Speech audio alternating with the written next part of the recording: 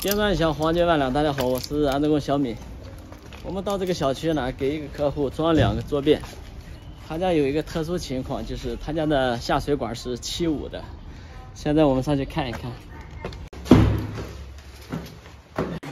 客户最担心的就是这个马桶买回来以后，如果装不上的话，那个经济损失就大了。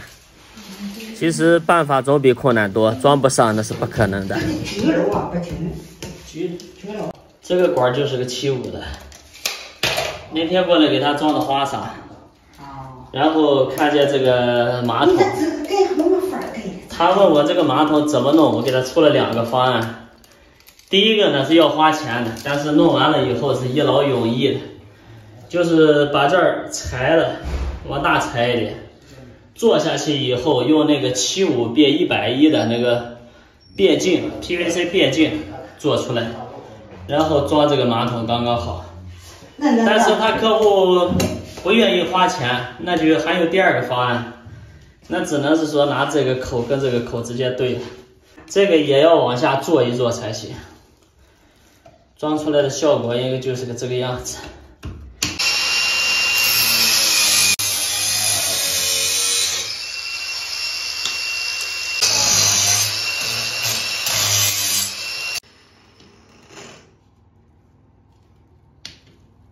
现在这个管和地已经平了，但是把这个套进去以后呢，桌面是放不下去，看到吗？这边还有将近2公分的缝隙，这就太高了，现在就放不下去。这个管口需要切下去，比较麻烦一点，切的时候也比较脏。除此之外，大家还有什么更好的方法没有？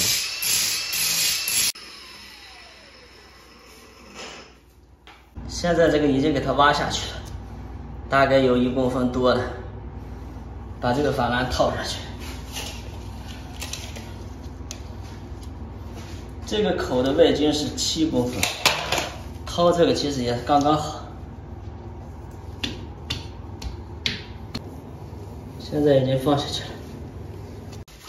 现在基础工作我们已经做好了，搬上马桶直接硬上。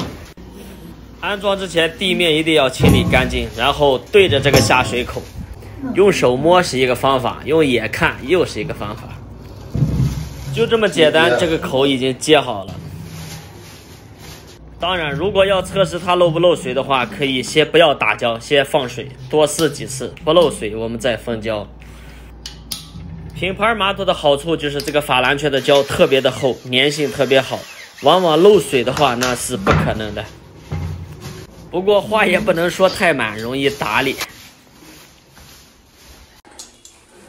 这个卫生间装的是一个智能马桶，这个脚阀和普通的脚阀是不一样的，这个是带过滤，这也是一个大流量的。它过滤网里面有东西的话是可以拆卸的，这个位置。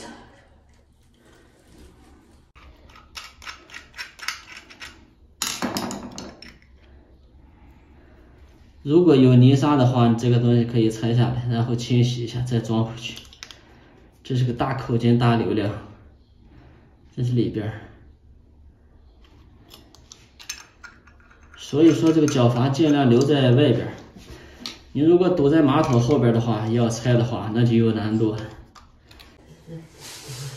了。一般我们安装马桶啊，就是脚阀的位置，其实当你做水电的时候，这个水管该留在哪里？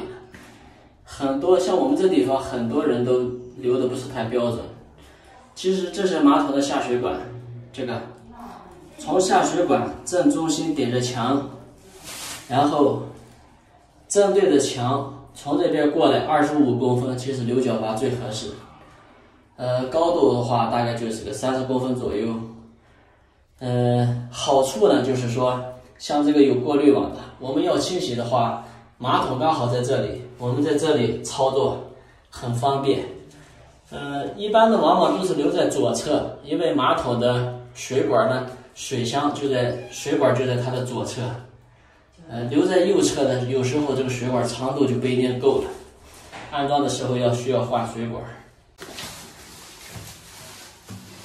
这个管口呢跟地也是切平的，是平的。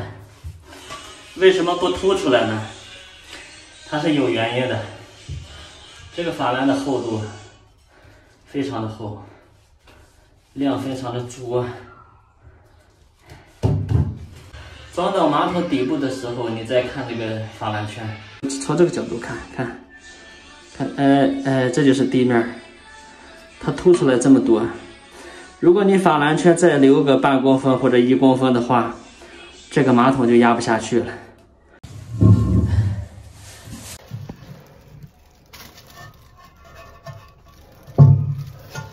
现在的缝隙还可以放进一个手，看到了？这就是珐琅圈还没有压下去。现在看怎么样？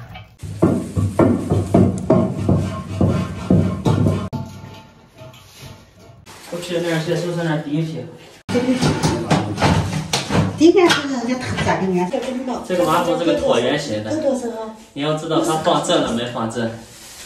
你看这样量。这里有起点，顶着后墙，36个5，哎，差不多，刚刚好。中心往外，从中心向外，把这个角阀留到马桶的外边。不管是拆还是卸，还是维修或者是排渣，都是比较方便的。